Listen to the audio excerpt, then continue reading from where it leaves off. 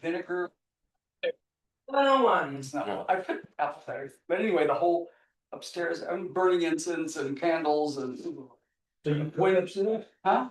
Cook upstairs? No, No. over here. Yeah, no, you should. Or you No, got no. a nice new bathroom, you know, Yeah. a little kitchen. No refrigerators or cooking upstairs. All right. So this week, the overall thing that we're gonna be diving into has to do with turning everything that arises in your life as the grist for the mill of life, or the materials you have to work on your enlightenment, or the metaphor of the gymnasium. These are the barbells and all the weights and weight machines and exercise machines in the gymnasium of your spiritual. So I was looking at my very precious notes from teachings from Geshe Drachma.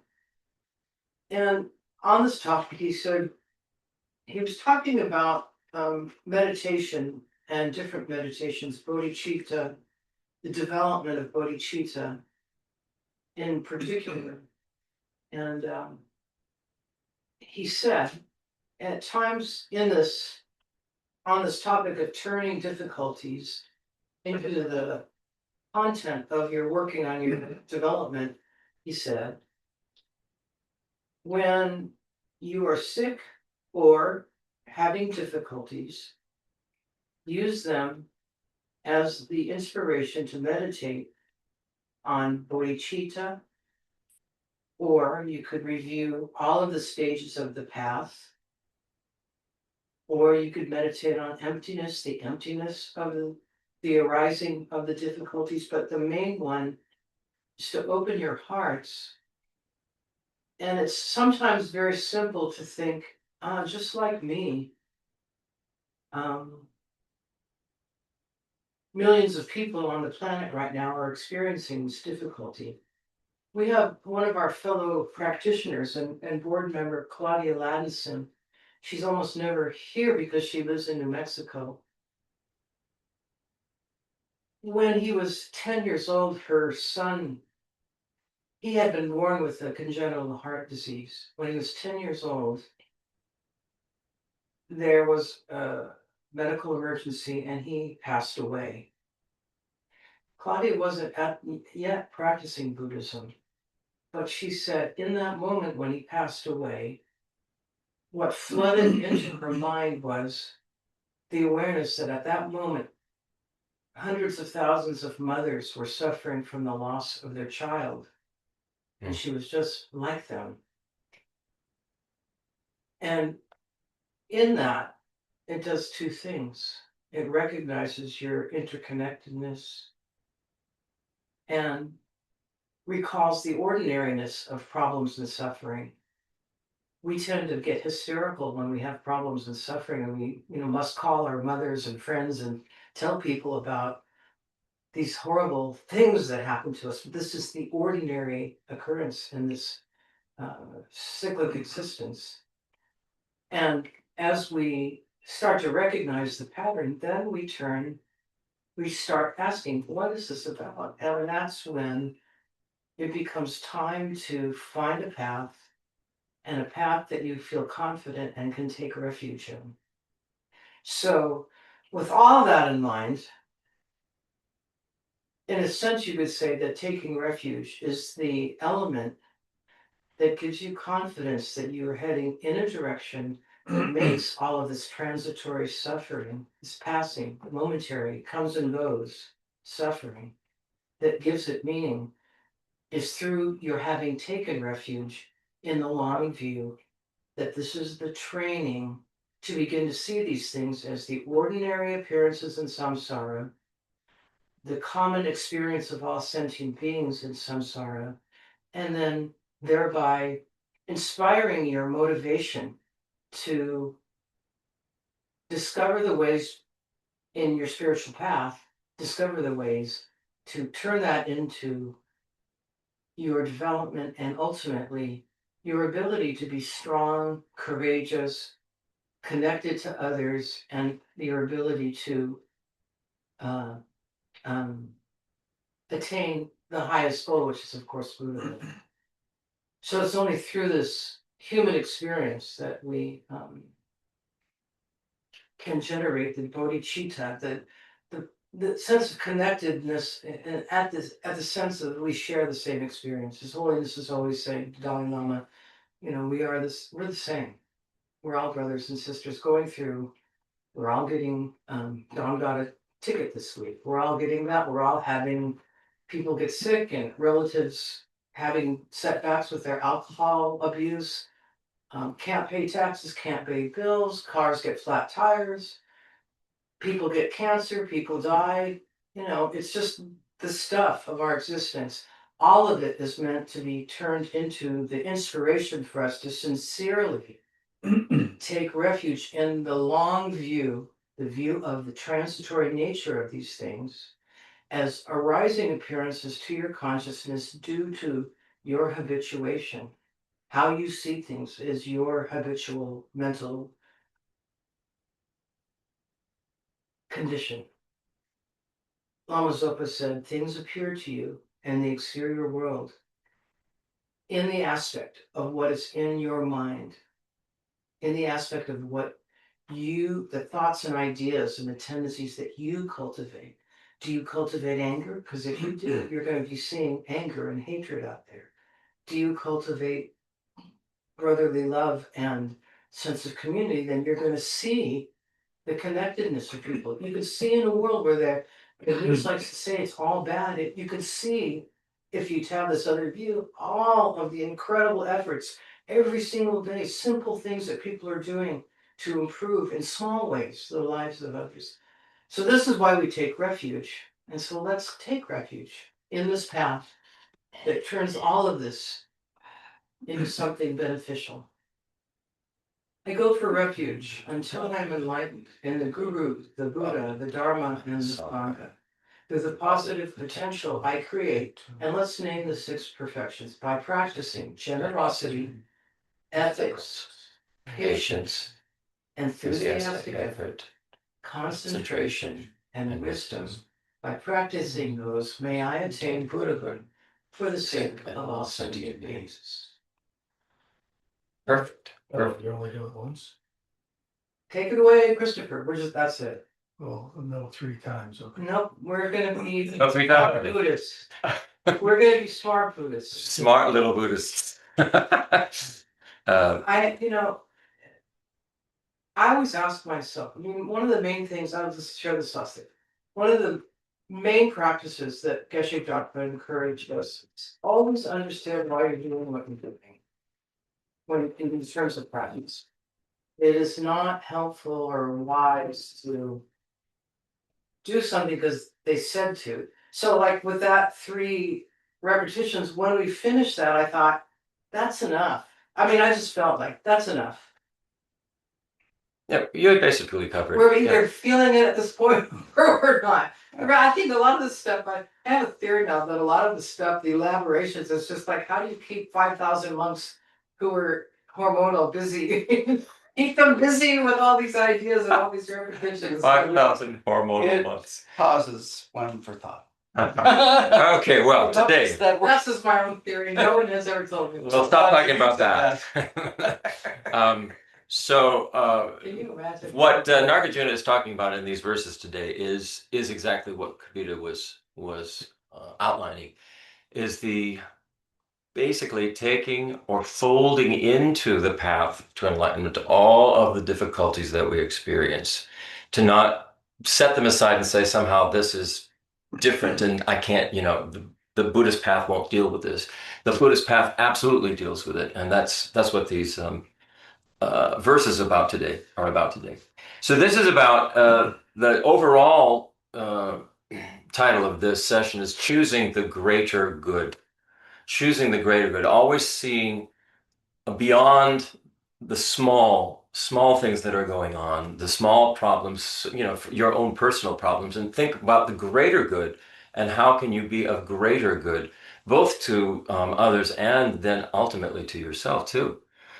So we're talking about in this section, these verses coming up, is courage, compassion, and wise sacrifice on the Bodhisattva path.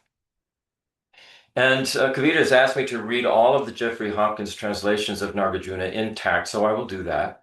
And don't worry, because I'll read a modern rendering afterwards if you don't understand some of the wording.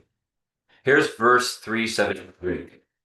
It is renowned in great vehicle scriptures that motivation determines practices and that the mind is most important. Hence, how could even suffering not be helpful for one who gives help with an altruistic motivation? 374. If even in ordinary life, pain can bring future benefit, what need is there to say that accepting suffering beneficial for one's own and others' happiness will help? This practice is known as the policy of the ancients. And here's the modern rendering. Your intention is everything.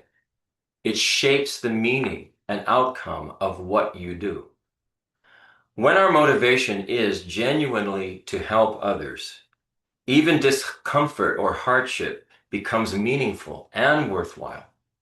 I mean, mothers know this. I mean, today's Mother's Day, and mothers absolutely know this about, taking care of their children. Think about everyday life. We already accept short-term pain for long-term gain. That's a well-known thing that we all do. I mean, anybody who's an athlete or who's on a diet or anything like that, short-term pain for long-term gain. So how much more powerful is it when we willingly endure challenges that bring lasting benefit, not just to ourselves, but for countless others? This is the timeless wisdom practiced by the great beings of the past. So now we're going to talk about why our motivation transforms everything. And so we'll bring it into modern life. Imagine working long hours on something really meaningful, like raising a child, or building a community project, or caring for a loved one, or even standing up for justice in a very, very divided world. It's not always comfortable. And sometimes it's exhausting, it's frustrating, it's even painful. But when our motivation is grounded in care and compassion, that hardship doesn't feel pointless. It feels meaningful. It feels like there's a purpose to it. That's Nagarjuna's point.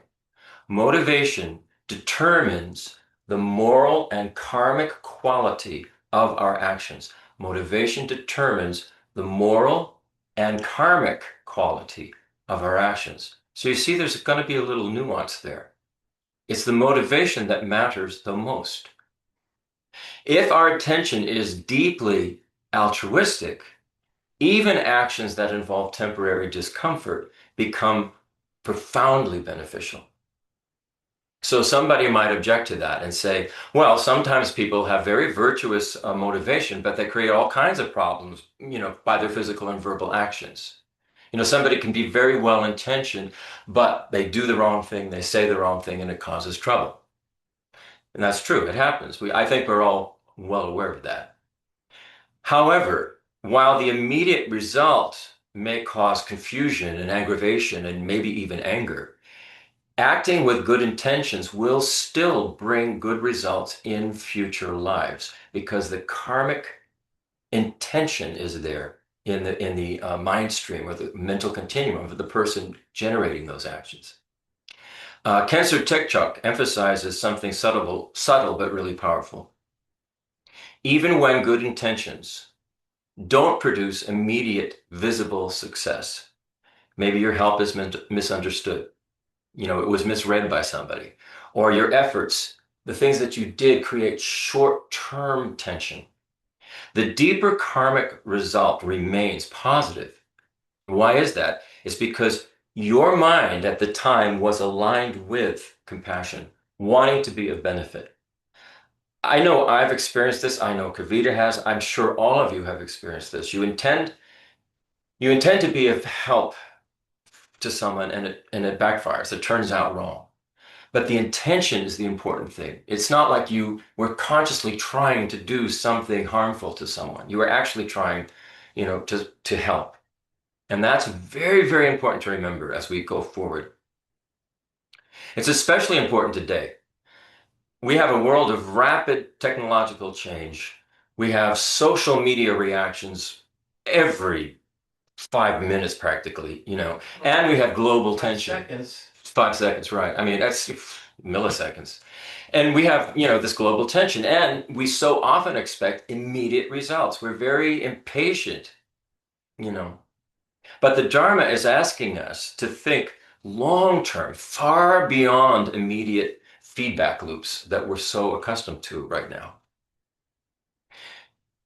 So we can think of it like investing, not in money, but investing in consciousness, investing in our mental continuum, our continuum of consciousness, investing in that. We're planting seeds that will ripen over time.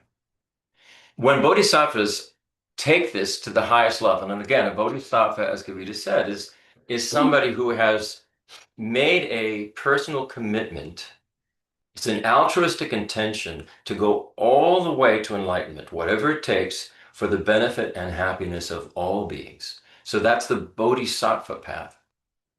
And when bodhisattvas take this to the highest level, offering even their own comfort or giving their body in service. I mean, just incredible stories from the past of bodhisattvas who have given their flesh to other animals and things like that because the animals were hungry. Starving. Or starving, right. I mean, just incredible stories that just very hard for us to believe, really. That intention transforms even suffering. That bodhisattva intention transforms even suffering into a cause for complete freedom from suffering. And that's where high-level bodhisattvas can take it. So for us to just reflect for ourselves, when have we endured something? Or think for yourself, when have you endured something that is very difficult, but you endured that for a meaningful reason?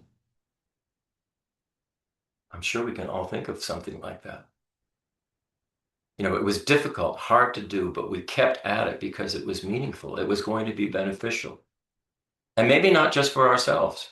Maybe it was going to be beneficial for ourselves and others that we knew.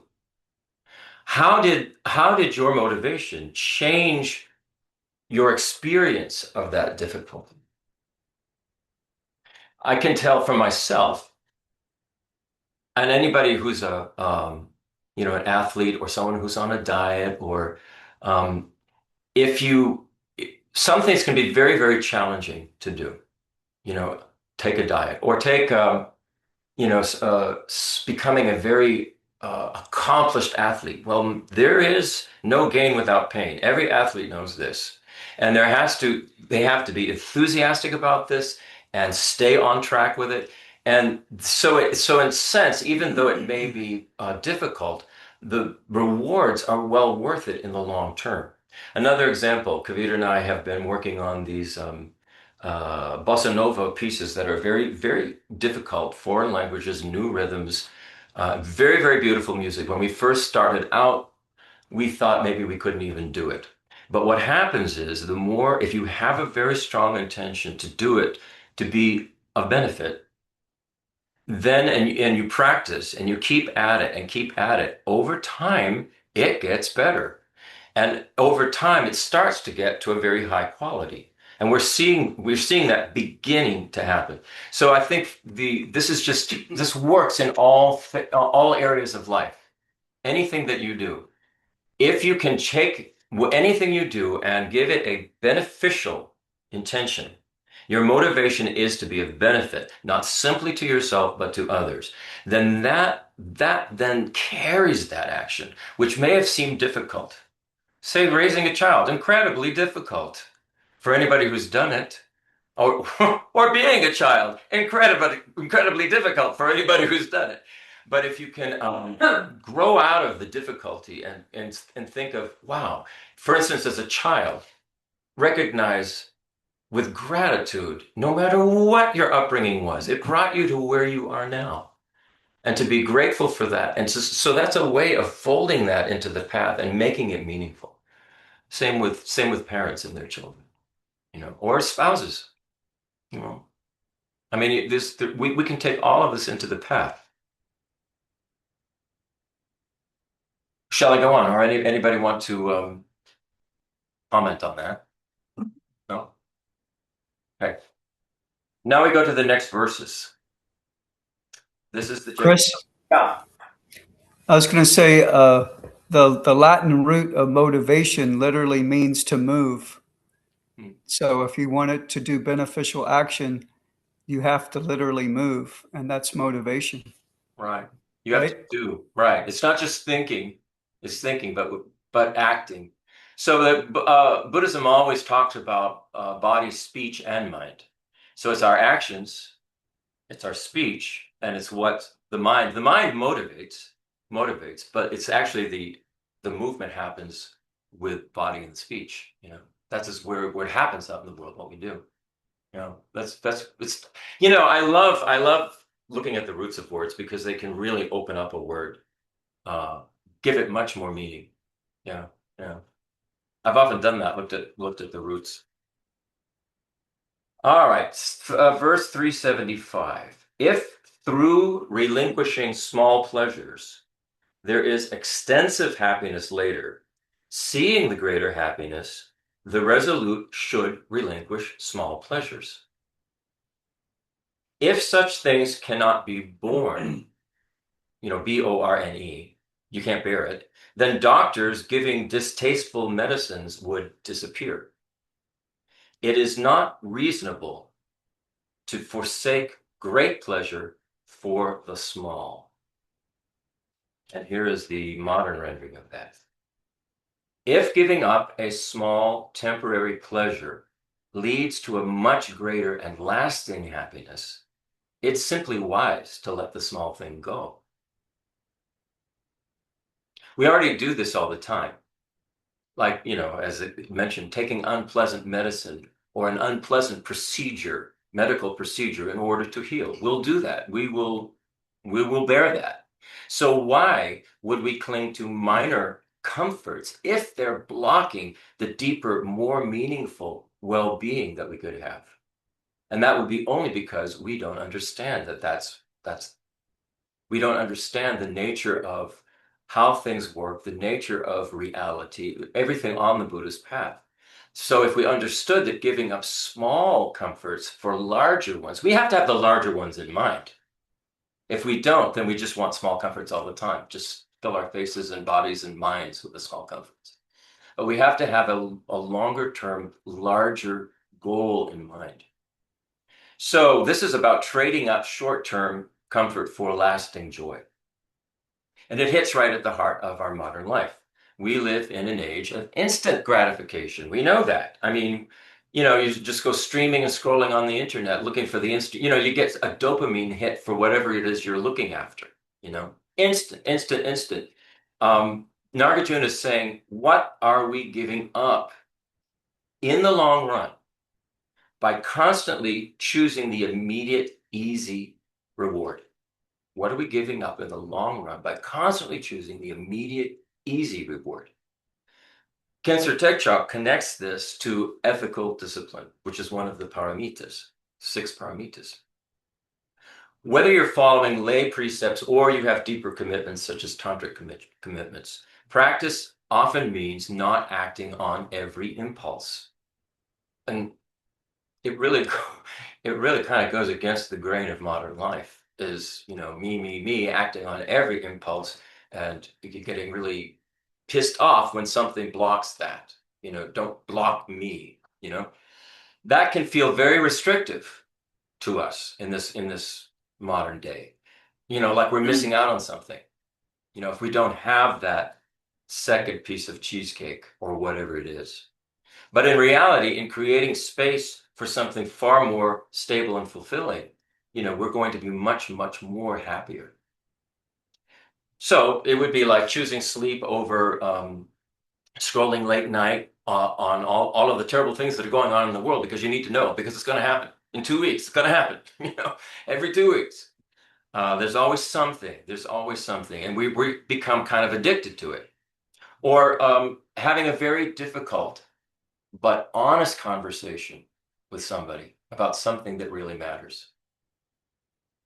Most of us don't want to do that either, because those conversations are difficult. to be honest, So instead of avoiding it, have that difficult conversation. Or letting go of some harmful habit that you have, even though it sort of doesn't feel comforting to you to let go of it. But you know that it's harmful.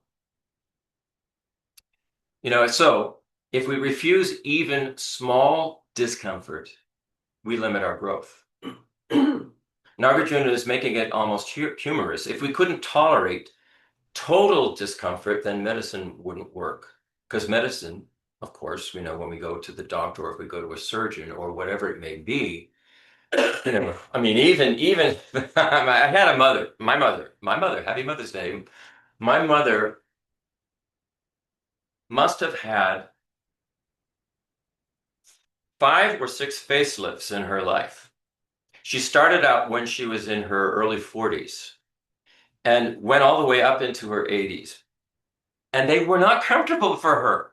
I mean, that was causing a lot of discomfort, but she did it anyway because it mattered to her. I remember the first time she came home from the first facelift, her whole face was like in a plaster cast. And she looked like I don't know what, not mom, but more like the mommy, the mummy. And it was and so we will endure a lot of difficult things because we think that it's going to be, the lasting benefits. Well, facelifts don't actually last, but think of something long-term, like a long-term commitment to a path to enlightenment for the benefit and happiness of all beings. Why not give up a little bit of, suffering for that? It's going to make us happy. It's going to make them happy,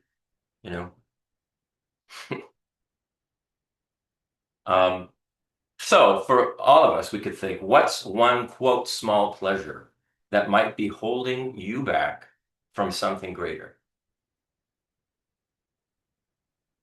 I mean, that's, personal for each one of us. And what would it look like to trade up that small pleasure, in that area for a larger benefit? Now we're going to the next verse, 377, Jeffrey Hopkins. This is interesting. Sometimes what we thought is harmful is regarded as helpful by the wise. General rules and their exceptions are commended in all treatises. So the modern rendering of this is things aren't always what they seem. What looks harmful on the surface can actually be beneficial when seen through wisdom. Life has general rules, but also important exceptions. Knowing the difference requires insight. So this is where the wisdom comes in. So there are, and this is another thing in our society. We put everything into boxes and it says, this is the way it is, and it must remain that way, otherwise it's wrong. Nagarjuna is saying, in this path, the Bodhisattva path, that's not necessarily true. There are ways of doing things that may seem not the normal way to somebody looking from the outside, but can be actually quite beneficial. So we have to use our wisdom in order to know the difference here. So this is where it actually gets kind of nuanced, knowing when we can bend the rules. So normally, Buddhism teaches us to avoid suffering and its causes, but Nagarjuna is pointing out there are exceptions, especially on the Bodhisattva path. Usually we avoid pain. That's something everybody would, say, yeah, I'll avoid pain. But a bodhisattva might willingly accept hardship if it's going to lead to greater benefit for other beings.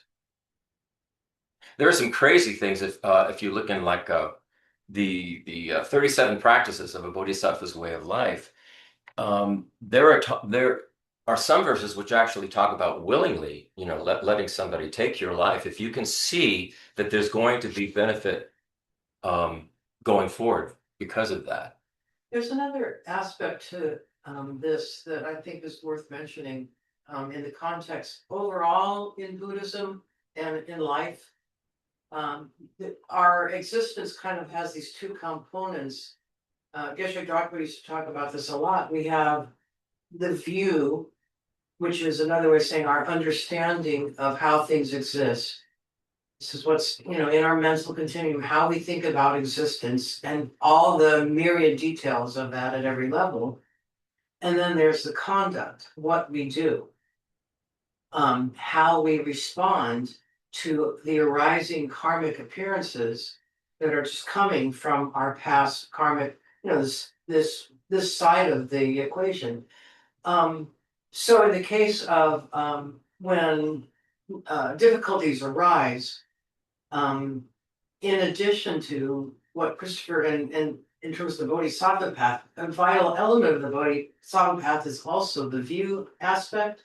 So I would just say that in addition to seeing how difficulties can turn into benefiting others, also it's an extremely potent practice to also recall the transitory nature, the this difficulty does not, is empty of inherently existing, randomly happening to you, and to go very as deeply as you're able. If you're at the level of a bodhisattva, for example, you would recall that, let's say, you fell and broke your leg.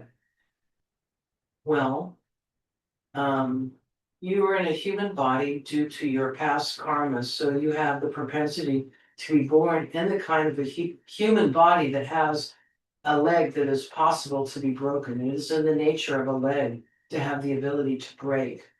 And your whole physical structure, you have the ability to sense pain because of the nature of your rebirth. All these things are transitory. The idea is that you won't always feel that pain. And they say if you closely monitor pain as it's arising, you'll notice that it's changing. So it's always, in short, it's good to bring in a recollection of emptiness.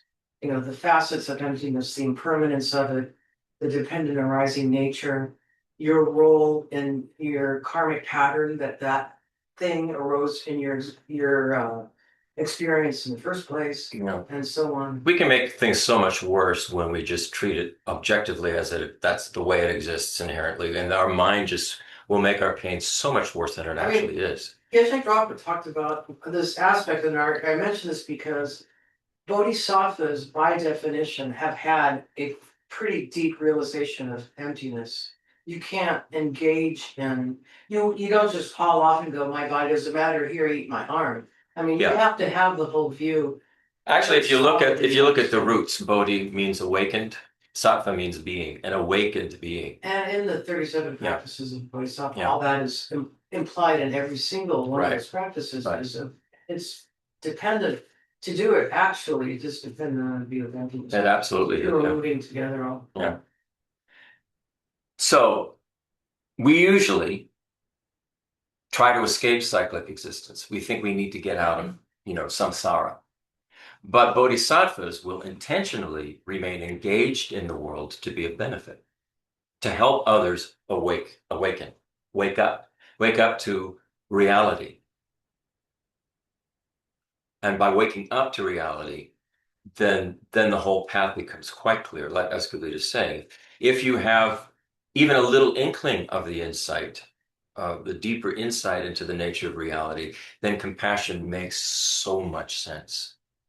And there is not this, like she said, there's not a sense of an objectively existing problem or an objectively existing person who's helping somebody with the problem, or an objectively existing person who needs the help.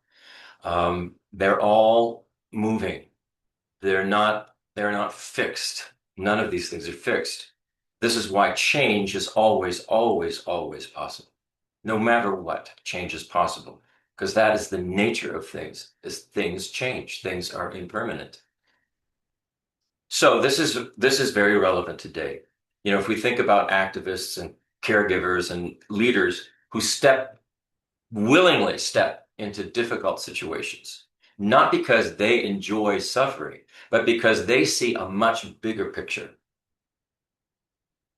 The key there is, as Kavita was saying, it's the view, it's discernment, it's wisdom. Without wisdom, we might justify harmful actions. Or without wisdom, we would burn ourselves out. Working so hard as hitting our head against the wall because nothing's changing. We'd burn ourselves out.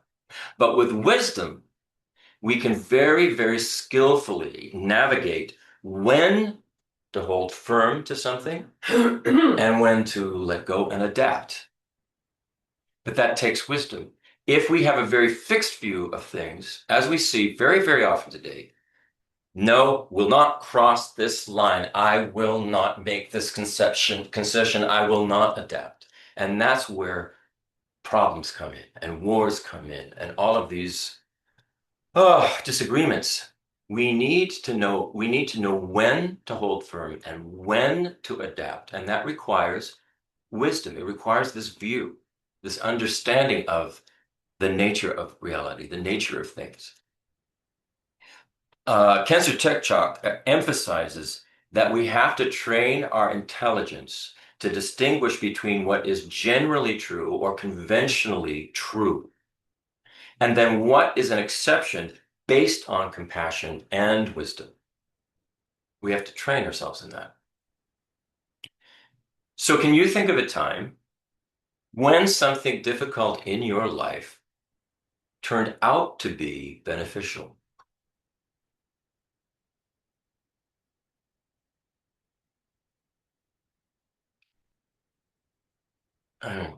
There are so many things, actually, if you think about it. So many areas of our life, if we hadn't met a particular person or hadn't been forced to live with a different group of people, it changed the entire course of our life. I think probably we can all relate to things like that. So what really matters, we go back now to this idea of intention and motivation. What is our intention in our life? And it doesn't matter so much what other circumstances, but what matters most is what is our intention as we move through all of these circumstances. I mean, look at the situation in the world today is unprecedented in modern history. We've never seen a time like this where the world was so connected via media, media. And we can see the craziness that it is generating. And yet, if we have the right intention through all of this, it can be a powerfully transformative for the good, a transformative time. It can turn into an amazing time if we have the right intention behind this instead of reacting. This is so crazy. We can use it. So the other thing for us to think about is how do we decide when to, push through our discomfort for a greater reason versus just, stepping back from something, stepping back from it. And that requires wisdom. It requires being versed in the teachings, the wisdom teachings.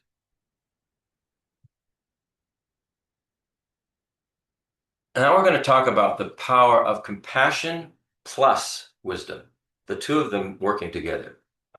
This is verse 378. Who with intelligence would deride the explanation in the great vehicle, that's Mahayana, of deeds motivated by compassion and stainless wisdom? The modern rendering. Why would anyone dismiss a path that's built entirely on compassion and clear, unbiased wisdom? It's a system designed to help everyone. What's not to appreciate with that? So Nagarjuna is saying, if you really understand what the Mahayana is teaching, how could you not value it? Even outside of religion, people recognize the value of compassion. They do. When in our world, we have environmental crises, we have political division, we have AI disruption going on in the world, and we have economic uncertainty. So in a time like this, compassion isn't optional. It's absolutely necessary for us to continue to move on. It's essential, compassion. But the Mahayana goes even further than that. It pairs compassion with wisdom. This is the big thing about the Mahayana. Comparing the compassion with the wisdom, pairing it, not comparing it, pairing it.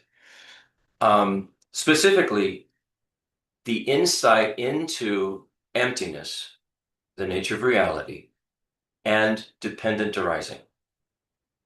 Emptiness, dependent arising, the two sides of the same coin there. This means that nothing exists independently. Everything is interconnected, and our actions ripple out in ways that we may not immediately see. And all kinds of actions, whether they're positive or negative, they ripple out in ways that we may not immediately see. So what we want to be doing is always making our actions, our intention for our actions, to be of benefit, and that ripples out and continues to ripple out in ways that we don't initially may not recognize. We may think nothing's happening. The world is still the world. But it makes a difference. So nothing exists independently. Everything's interconnected, and our actions ripple out. They keep rippling out. When a bodhisattva takes an action, the bodhisattva does this understanding, and this is what Kavita was saying earlier, there is no fixed self, no inherently independent fixed self that is doing that action. There is no inherently fixed other that is being helped. And there's no solid action going between the two that is independent of causes and conditions. So everything is always in flux. And one cannot help someone if there's not someone to be helped. You cannot be a bodhisattva without sentient beings who need the help of a bodhisattva. A bodhisattva wouldn't even exist. There'd be no point. So we have to see how we are so interconnected and dependent on one another. And by doing that, I think it really boosts our compassion. I mean, it really changes the whole the playing field, and it also boosts our desire to continue to really understand and have realizations of the nature of reality, the way it's being presented, to continue to always work on that and look at everything from that viewpoint, because the two absolutely go together. Compassion becomes completely meaningful when you understand the nature of reality. And the nature of reality, is certainly and I mean, compassion is part of the nature of reality. It totally is part of it.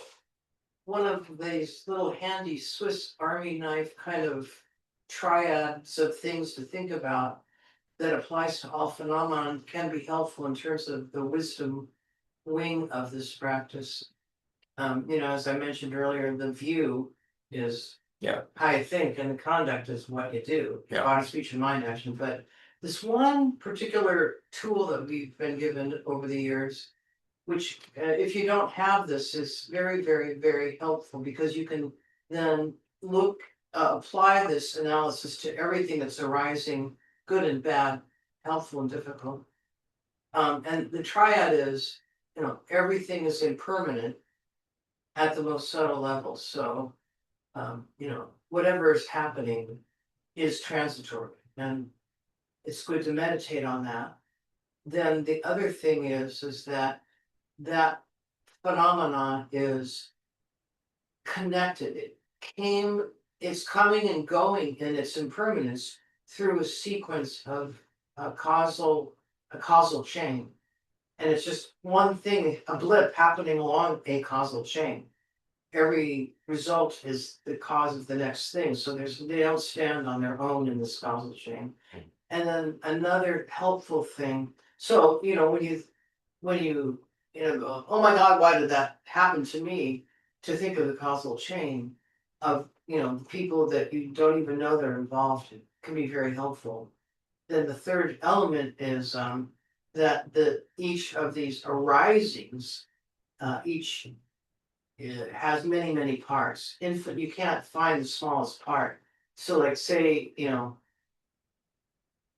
someone runs into your brand new car, you can say, well, first of all, everything is impermanent. So a non-dented car is by definition impermanent, and it is in the nature of cars. The possibility exists as being a car. Cars are capable of being dented, so that's not a big deal. Similarly, and so it's a transitory thing. And by the way, you can also, if you want to, if it matters to you, you can get the dent fixed, but that's aside. Then, the causal chain, this interconnectedness, thinking about all the things you do not know about the human being driving the car that may have hit you. There's so much you don't know about their car, their driving capacity, their sense faculties, the situation, what small thing you might have actually done to trigger what happened, even though it doesn't feel like it was, quote, your fault. You just don't know. You might have slowed down or sped up in a way that confused them. You did, shifted your, whatever, the color of your car, you just can't know. And then this many parts is also a helpful analysis in that occasion, there's a million factors arising simultaneously. Just, the obvious ones are your feelings, your past experiences, your reactions, the other person driving, their feelings, they're all the people that saw it. I mean, that event has infinite parts happening in that moment. The condition of the road, the infinite of how the road was laid. I mean, all of it is just mind-boggling. So, in other words, having that triad of factors sort of in your back pocket, especially when, things arise, can help you. This is how you apply the wisdom. This is how you use the wisdom. Yeah. You think about things, you learn these things in your study, your practice in classes like this, but you apply it, its usefulness is in your everyday life. Those things, I mean, but by using those understandings, it keeps us from freaking out.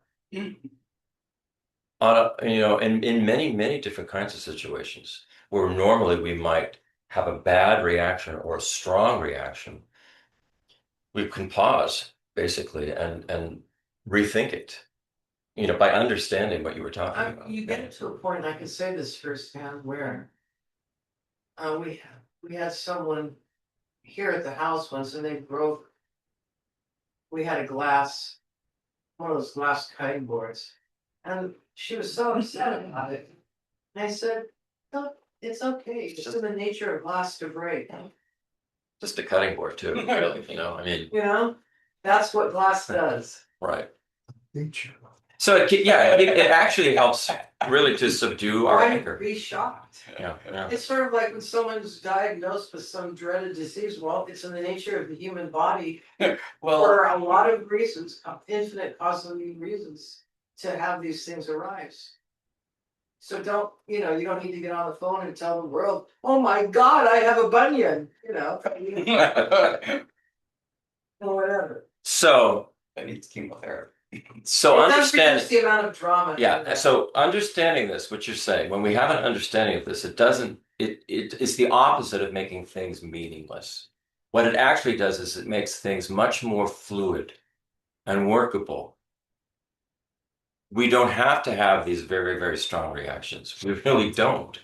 And that can make, we can be much more responsive in a situation that comes up like that rather than reactive, And we can also be a lot more compassionate rather than angry. You know, if you take your pick, which is better? In most cases, you know, the anger is not going to help. In some cases, anger will work. It will actually help somebody. It will shake them out of their stupor, you know, but not always. Not always. This is where the wisdom comes in.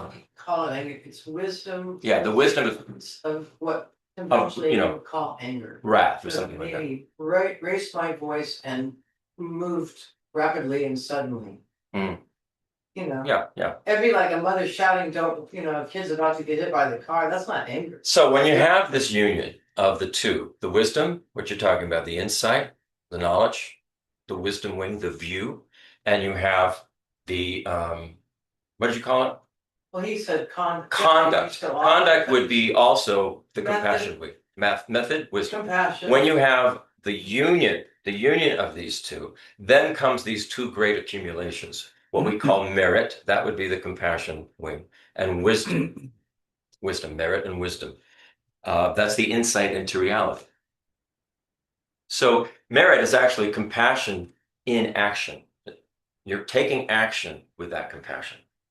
Not just thinking about it, but you're actually speaking and acting in compassionate ways. The thinking comes in the wisdom way. I think it'd be interesting, maybe you could unpack a little bit, when you use the word compassion in this context, what are we talking about here? May you not suffer. That's it. What does it look like? It can look like physical suffering, No. psychological You suffering. say compassion is the action wing, so what is that, how does that look like? It looks like we don't react, but we respond with insight. We respond using the wisdom wing. You know, it's interesting, thinking about this on Mother's Day, compassion could look like, if you take the wisdom aspect, let's say one's child continues to do a behavior, like say they're gonna get burnt because they keep going over to the stove. This is a bad example, but I'll just use it anyways. Compassion might be, just go ahead and let them, after you've advised them 4 or 5 times, just let them burn their hand on the stove and then they'll go, oh. Yeah. Because in the long run, yeah, I guess in a way, I'm trying to find, there's probably many better examples, but one of the underlying thing is, if we keep intervening and trying to prevent someone from doing something, they begin to learn it disempowers, learning doesn't happen. Yeah. Growth doesn't happen. Can I say something that this pertains to all of this? Just this week, there was a woman, a mother, this is Mother's Day, and her little child spit at her, on her. And so she slapped him. And this is, her child, and she's disciplining. This couple walking by witnesses this, and they jump on her, and it ends up being a fight, and they ripped her shirt off, and they were hitting the mother and telling her to don't ever treat your child that way. And this has all been gotten on film. And the woman that saw the whole thing, so the couple is in jail now for beating the mother up, pulling her shirt off, and the little child's probably terrorized. Right. And it was just, when you think about that, that's like the child going towards the stove. If I had been doing that, I would have had the fly swatter on my legs. And that would have been, And that the actually, fly swatter would have been really good, because I would never. See, that's just an example that, you have to do things. and then the long term it The helps. wisdom and the compassion wing, okay, you think you're saving the child from being pummeled by his mother, then you go and pummel the mother. Right. And it is lack of waiting, stepping back to see, and using wisdom. Yeah. To see what is really going on here. Yeah, well, they may not Anyway. be practicing any tradition that gives them any context for that. Exactly. But anyway, And another more neutral, this is probably a more neutral example. When we first moved to San Antonio, we were very short on cash, living hand to mouth, supporting ourselves as artists and musicians. And 1 month we couldn't pay our water bill, and it was like, I remember this, it was $53. We asked a relative who lives here, can you loan us $53? And they said no. And it was, of course, they could have, but they recognized, we were 25. They recognized the kinder thing to do is go, Yeah, I can't lend you $53. right. And that was And you know what? that was- Somehow we managed to pay the bill anyway. And here we still are. yeah, and we certainly weren't angry at the relative. We No, realized it's they like, were yeah. absolutely right. Yeah. Yeah. So yeah. And I think in a way that inspired us. And what did that do? That triggered us going, oh, they see us as having the capability of figuring this out Yeah. on our own. So that's compassion paired with a very clear understanding. That was a compassionate thing to do, to actually say no. Yeah, You can't, with a very clear understanding from the way they had all had to grow up themselves. You have to figure it out for yourself. You have to be able to stand on your own feet. This is why some actions which seem, oh, they're not being kind to me, they actually are being kind. They're helping you, helping you empower yourself. And that's very, very important. Very important. That's a crazy story about the mother. I'm like, Yeah. That's our world right now. I swear they do these scenarios just so they can film them and put them on Facebook. Who knows? Whatever. No, I'm not kidding about that. well, but I also thought the couple that put themselves in that situation probably had witnessed, oh, you reported but rather than doing that, they decided to take it into their own. Yeah. That's sort of getting in. That's bad. The Okay. lesson here is the danger of thinking you know what the right choice is when you don't. When you don't. That's right. That's right. Absolutely. You can be compassionate, you can think you have a lot of wisdom, but at the same time. Yeah. you may So not- it was cute seeing them all together and Yeah. getting their mugshots taken. It was Okay, here's verse 379. Feeling inadequate about its great extent and profound depth, untrained beings, foes of themselves and others, nowadays deride the great vehicle because of bewilderment.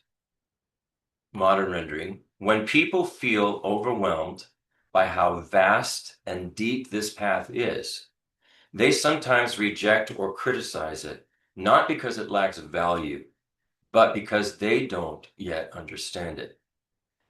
And this is a very human insight. When something feels too big or too deep or too demanding or too confusing, our first reaction might be, that's not for me, that's unrealistic, that is just too much. This bodhisattva path to become enlightened for the benefit of all beings, that's too much. And Nagarjuna is saying, be careful. That reaction can then turn into dismissal. Not because the path is flawed, but because we feel intimidated by it, and so we dismiss it. Kensur Tekchak explains that engaging with the Mahayana often depends on prior familiarity, what in Buddhism are called latencies, meaning we've had, and then you have to take the whole Buddhist view of previous lifetimes and a never-ending stream of consciousness. So that we have within our stream of consciousness, we have these latencies. We've somehow been exposed to this or something like that, so that we think that it's a good idea to attain enlightenment for the benefit of all beings. It makes sense to us for some reason. It doesn't seem, yes, it's vast, but it doesn't seem like it's something we don't want to do, that we just want to dismiss it, that it's ridiculous. So part of that is that we have the latencies to be attracted to it. If we're not used to thinking in these really vast altruistic terms, it can feel very, very overwhelming at first. Very overwhelming, especially when most of our life has been all about me, me, what I need, what I want, bad other, you're wrecking our world, not me, and so it takes a little growing into that. I think one of the Christopher, Yeah. Go ahead. I'm sorry, Kavita, go ahead. No, it's not important. Did you say me, Christopher? Because I call myself me too. Yeah, that's we all say me, right? Me.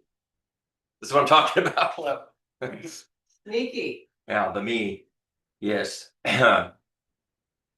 So he's saying rejecting it outright has its consequences. It's like running away from a path that would lead to very profound fulfillment. But we turn away from it because it seems too big, too scary almost, or too challenging. The very first steps of it seem too challenging. And all of us know this in many, many things that we do, that we undertake, a new job, a new, we're taking up a new way of eating. You know, the first steps seem very, very challenging because we're so habituated to another way. But you keep taking those steps, and eventually a groove starts to get going, and you become habituated to it. And it doesn't seem like such as difficult as it was. It may still seem like, wow, this is vast, this is huge, but it doesn't seem like it's not so much difficulty. It's just a matter of doing it, just doing it. And then it becomes almost I don't know, it becomes a pleasure, really. It's another way of looking at it. Once you start to see the effects that it has on your whole mind, your particular well-being, and the way you are able to relate to different circumstances that arise in a very balanced way, then you see the value of it. You see that this is worth doing. It's worth staying on this path. Just keep going step by step by step by step, because step by step by step by step is eventually going to get you somewhere.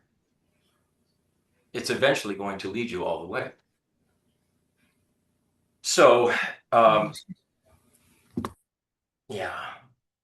Sometimes one of the things people will do, we often will do, is we'll avoid doing inner work like this that's required for something like this. Inner work, actually looking at our own mind, our own emotions. We don't want to look there because it feels really uncomfortable. We're afraid. So sometimes this path can seem fearful. It's like, this is asking too much. I'm afraid to look, you know? But the alternative of by looking, the alternative is very, very, very powerful. What we do is we stay curious. Just stay curious about it. Keep open to it. Stay curious, be open, and like I said, take one step at a time. That way, it's this big fearful thing, but it's kind of like, well, let me check it out. Let me see what I think about that. The teachers have never said, accept this as dogma. They have always said, it's up to you. You're the boss. And that's very empowering to hear that from a spiritual path, to hear the teachers of a spiritual path say that to you. You decide. You're the boss. Just look at it, analyze it, see what do you think. That way you don't have to be afraid of it. You always know, hey, well, they told me I'm the boss, so I'm the boss. And then you realize, how much you don't know. And you really do rely a lot on the teachers. So you don't have to master the entire path overnight. You just have to not turn away from it. Just don't turn away from it, because by turning away from it, you're turning away from one of the most magnificent things that a human being could do. So it's an incredibly hopeful message. Every challenge, every discomfort we have, every moment of confusion we have can become part of the path if we meet it with the right motivation and the right understanding. So this great path, the great vehicle, is a path that's actually too meaningful for us to dismiss. So within Buddhism, there's a view from some of the other schools of Buddhism that the Mahayana was actually not something that the Buddha taught. That the Mahayana was sort of concocted afterwards, after the Buddha had already, passed into nirvana, concocted by other students. And so now Nagarjuna is now addressing this. Did the Buddha really teach the great universal Mahayana vehicle. So what Nagarjuna says is, look at the content of the teachings. Look at them. Look at the results of the teachings. Look at the qualities that these teachings cultivate in you. It's pretty amazing, actually. If the path consistently develops generosity, compassion, wisdom, and liberation from suffering for oneself and others, what kind of mind could have generated that? You know? So now he goes into a very human and rational and inspiring defense of the Mahayana that speaks clearly to our modern world, just as it did in Nagarjuna's time. So here's Jeffrey Hopkins' verse, translation. The great vehicle has a nature of giving, ethics, patience, effort, concentration, and wisdom. Those are the 6 paramitas. And compassion. How could there be any bad explanations in it, is what Nagarjuna is saying. The modern rendering is, the great vehicle is built entirely on generosity, integrity, patience, enthusiastic perseverance, concentrated focus, wisdom, and compassion. If a path is made of these qualities, how could it possibly be harmful or misleading? It's a path that's made of things that we already know are good. So if we think about it in today's terms, right? If someone created a global movement, and that global movement was based on radical generosity, ethical responsibility, emotional resilience, sustained effort toward doing good, mental clarity, a deep insight into reality, and compassion for all beings, we'd go, wow, what a visionary leader that is. That's what we would do. We would go, that is amazing that somebody would create a global movement like that. So it's not that Mahayana isn't something that we should be suspicious of. It's obviously beneficial. Khenser Tekchok emphasizes that nothing in these teachings leads to harm. Even outside of Buddhism, people admire these qualities. In the tech world, leaders talk about things like ethical innovation. So it's ethics. It's out there. Therapists, they teach what is it called? Emotional regulation, which means, managing your emotions. Basically, it means be patient. Learn how to be patient. Therapists are teaching people you need to be patient. You need to regulate your emotions. Patience. Athletes rely on disciplined, enthusiastic effort. We talk about that all the time. There are mindfulness apps out there that talk about the importance of focus and concentration. And there are social movements. The Peace Center here in San Antonio emphasizes compassion, total emphasis on compassion. So this is something that has meaning today in our world, very much so. So the Mahayana integrates all of those things, but it adds a further aspect to it. It roots everything, roots all of that in bodhicitta, this awakened mind, the awakened mind that wants to benefit all beings. And so in order to do so is working on this path toward enlightenment to become of benefit to all beings. That's the thing that the Mahayana adds to all of those things we already know are beneficial and good. That's the only difference, is generating this altruistic intention for the rest of your existence to stay on this path to be of benefit to all beings. That intention arises actually from great compassion. It's not just empathy, but it's a commitment. It's a commitment to others, and it's a commitment to actually do something about suffering, not just complain about it, but actually do something. So the real question becomes, if a teaching consistently develops the best in humanity, why would we doubt its source? Why does anybody doubt its source? Here's the next verse. This is Jeffrey Hopkins' translation of Nagarjuna. Others' aims are achieved through giving and ethics. One's own aims are achieved through patience and effort. Concentration and wisdom are causes of liberation. These 6 moral and spiritual ideas, or paramitas, help overcome greed, hatred, and delusion. They epitomize the sense of the great vehicle.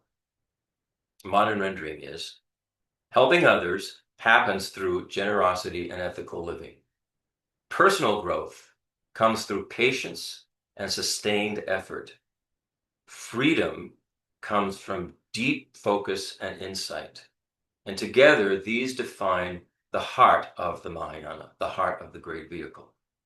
It's a complete system for living well. The verse lays out something that's really, really practical. It's a full blueprint for a meaningful life. Think about how generosity shows up today. We have mentors, people who help others, along the way, sharing resources, supporting causes, even just giving attention to someone in this very, very distracted world is a big, big deal. Looking up from the phone to actually listen to what somebody's saying and paying attention to them. Ethics means not harming others, online or offline, acting with integrity when no one is watching, and choosing responsibility over convenience. But if we act this way, they don't just benefit others, they stabilize society. This will help our society if just one of us acts this way. If more of us act this way, it will actually have a stabilizing influence that spreads out. Patience today might look like not reacting instantly to a triggering word or message or what somebody says, not reacting instantly, staying grounded during periods of uncertainty, and enduring some discomfort for long-term growth. Effort is if we can show up consistently for others, if we can build beneficial habits, that's effort. And then do the inner work on ourselves. It takes effort, enthusiastic effort, to do that. So they'll protect our mind from burnout, they protect us from anger, it protects us from regret when we act in these ways. The freedom, the concentration and wisdom part of the paramitas. This is where it gets deeper. Concentration, another word, the Sanskrit word is shamatha, concentration. And that is the ability to stay focused and very present with something. Stay focused and present. Look how distracted we are all the time. Stay focused and that's shamatha. Not constantly pulled by notifications or anxiety or distraction. The wisdom is called vipassana. And that is to see reality clearly as it is. Understanding that things are not solid, they're not fixed the way they appear to be. That's vipassana, if you're going to use it in a everyday term. So he's saying that we can intellectually understand impermanence and interdependence. We can intellectually understand that. But until our mind is stable, that understanding will not transform us. We have to develop these two things, the concentration, shamatha, and the wisdom, vipassana. That stabilizes our mind. These are the practices. These are practices in Buddhism, meditational practices. And if we know the reason why we're doing it, it makes all the difference. We're not just sitting there going, all right, I have to stay focused on this particular plot or mantra or image. If you know why you're doing it, it makes a huge difference. These are the things that are going to liberate us from suffering. Put in the right context, put in the bodhisattva context. So without concentration, Tekchuk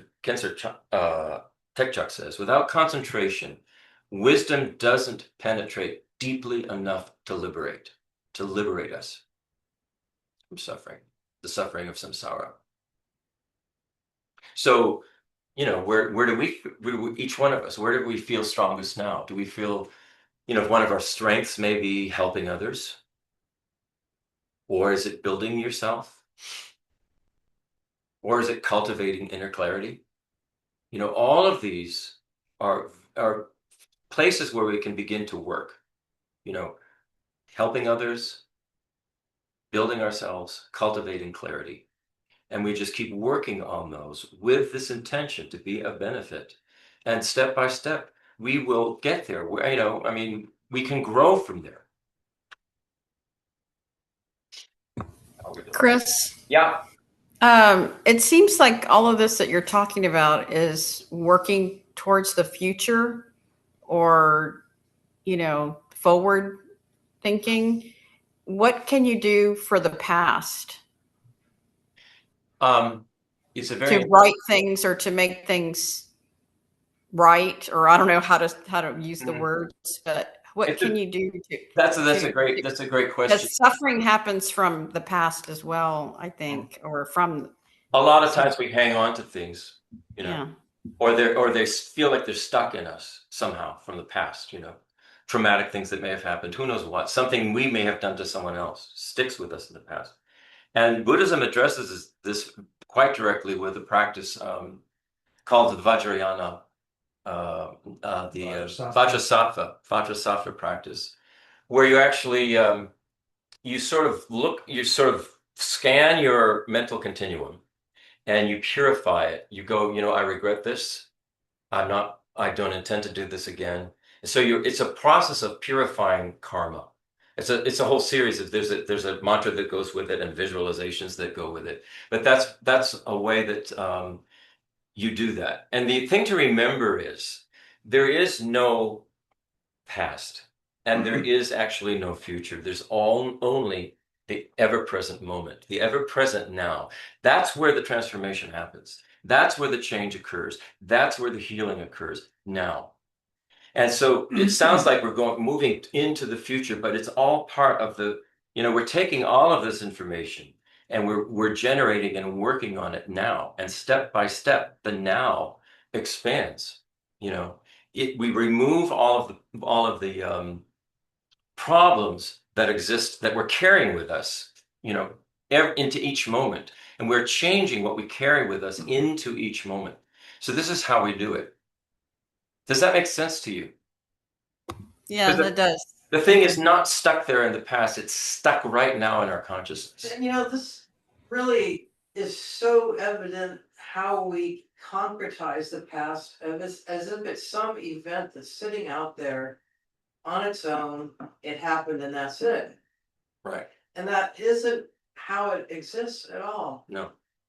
It's a If you've continuum. ever seen like one of these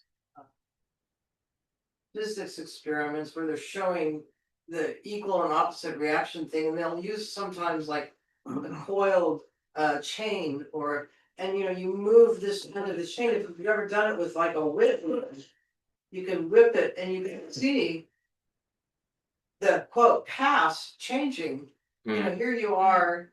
I don't know, it's a weird example, but No, it's a good the example. past is changing based on what it is given rise to in the ever present now. Right. So that what we might say is a good, bad, or negative thing that we conceive of right now as in the past, you can go, well, what was that? Was it good, bad, or neutral?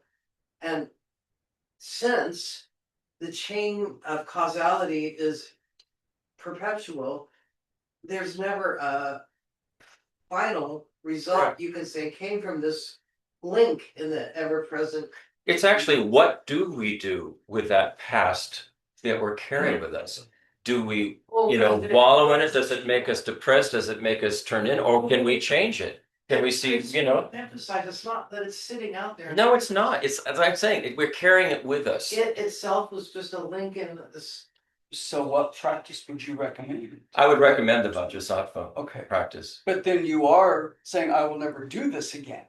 So But you're saying you intend to never do it again. okay, but You will do it again. yeah, the thing, what I'm saying is that would, because you're still referring to the past. You're talking about It was habits, to- habitual ways of Yeah. thinking Mhm. that you carry with you moment to moment to moment. And it takes a while to change habits. So it's unrealistic to think you're going to do this Vajrasattva practice once and some, habit that you have is going to be gone forever. That's unrealistic. We're constantly moment by moment by moment developing and changing. It depends on how, we can even look at things that happened in our past, say our childhood, that had a tremendous impact on us, which we may say is traumatic, right? Mhm. But if we are holding on to that, my trauma, my trauma, my trauma, instead of going, did I learn something from that? Mhm. Has my life actually taken a better turn because of that? Mhm. What were all of the things that happened because of that particular traumatic event that changed the person I am, that led me to be where I am at now? And you begin to look at the past in a completely different way. If where you are now is better and you feel like you're on a good path, then that thing that was in your past that seemed like a trauma all of a sudden changes into something that helped you along your way. What I'm getting at is, what would you tell people that their intention should be to not forget about the past, but to use it Use it. as a way- Transform the Yeah, way that's what you look at it. Yeah. Transform what it means to you. Yeah. Transform that past. And that can be done. It absolutely can be done. We are not bound or stuck in any particular way. That's not the way things are. Things are constantly moving, constantly changing. Everything's impermanent. And that can be a very, very good thing. It doesn't have to mean that it's bad. Not at all. Chris, I like that. It's a shift in your mind. Mhm. Go ahead. I've heard Zen Buddhist teachers say that through the present and your behavior and your intention, you don't only heal the present, you also heal the past. You also could heal your parents' suffering. Yeah. Uh-huh. And your ancestors' suffering, you heal through your behavior. That's amazing, Good. right? Right. Because you're letting go, you're releasing some things that need to be released, Yeah. You let go of that. And that changes everything in your whole continuum. So and the way you think about it. Is placing it in this context, then you wouldn't be afraid to do that. Otherwise, sometimes I know for myself, sometimes it can be like quicksand, like, oh, Yeah. now I'm stuck here again. It's No, the thing Yeah. is, you would go, all right, this is a strong habit that I've been carrying with Yeah. me, a habit to think in a particular way. And you can go, all right, let me see if I can change little bits about it. Yeah. And if you can see Yeah. you can change a little bit about it, Mhm. then you can change it. You can Yeah. transform it. Then you see, this is not a permanent Well, thing. rather than avoiding it, you're Avoiding it is just putting up a exactly big it's ball. the equanimity Yeah, thing. yeah. Don't You're aversion. concretizing it even more. Exactly. Yeah. Exactly. The whole point Yeah. is to recognize that everything is transitory, but back to the other, everything is Mhm. just passing along in this chain of causality. That Well, there's two good things on the center website that might be how Christopher's done. One is a refuge visualization, which Mhm. covers a lot of the ways to think about how to practice and how to interpret some of the things in terms of the wisdom, in terms of the compassion wing. And the other one is Transforming Karma, where both of these are MP3 files. You can just listen to them.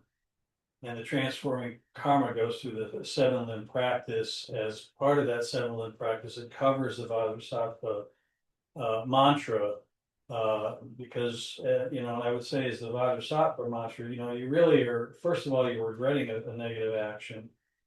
You're taking refuge in the Buddha, and asking for forgiveness, you come up with a remedy for that action, and then you resolve not to commit that action again. And you do this over and over and over again to purify either karma that's not completely solid yet, or even previous negative karma.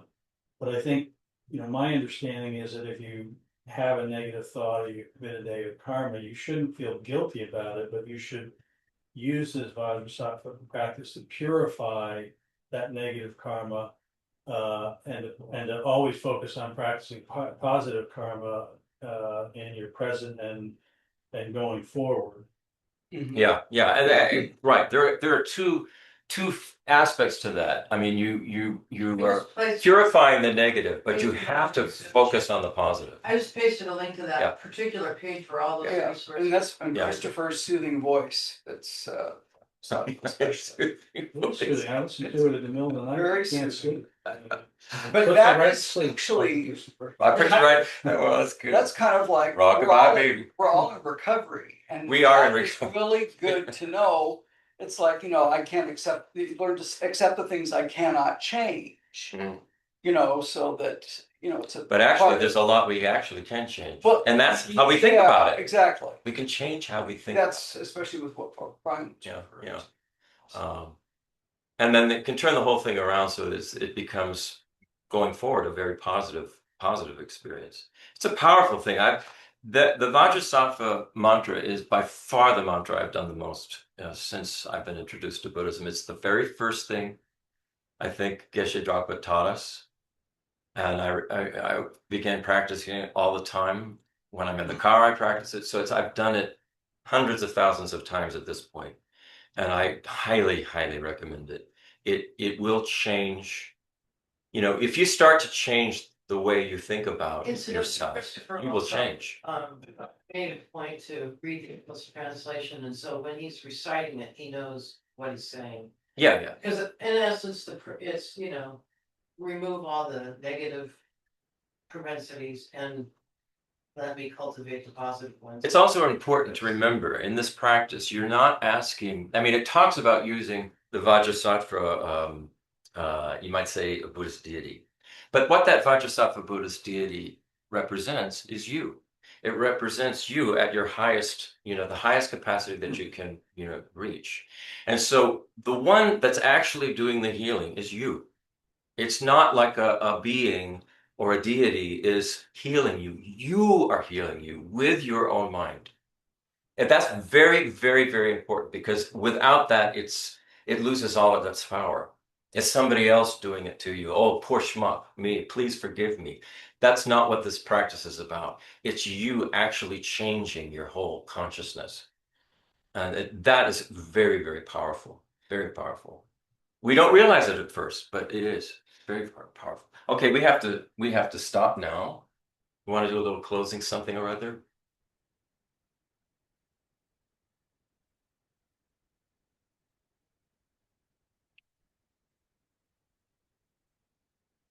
Let's do the guru dedication on the handout.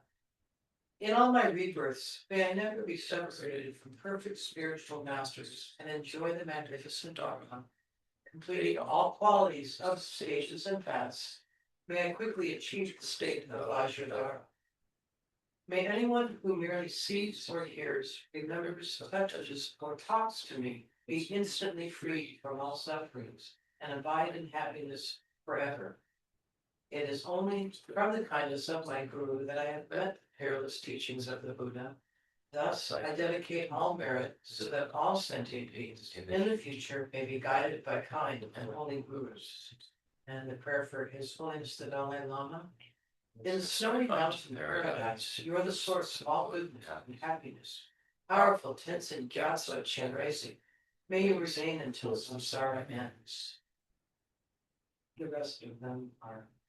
Well, okay, let's do the Tsongkhapa. We don't often think of Tsongkhapa, but when you think of Tsongkhapa, it will blow your mind, really, to think about everything that Tsongkhapa gave rise to. I know. Tsongkhapa, you are Avalokiteshvara, great treasure of compassion, not aimed at true existence. And Manjushri, master of flawless wisdom. as well as Vajrapani, the destroyer of endless hordes of demons. Crown jewel of the land of snows, I make requests at your holy feet. In Yeah. all my lives, may I not be separated from true lives, and so enjoy the splendor of Dharma, fully perfecting the virtues of levels and paths. May I speedily attain the state of Vajradhara. It's true. There would be none of this Buddhism without Tsongkhapa. Yeah, and the ones who came before him, the you know the great Yeah. gurus in India, it just it goes back. Lest we forget Buddha. Buddha and the Buddhas that came before the Buddha. Okay, thank you very much. Don't forget the Nagas. Don't forget the Nagas. Okay, happy Mother's Day to all of you mothers. Thank you. Have a good week. Thank Yeah, you. same to you. And Bye. we will see you next time. Okay.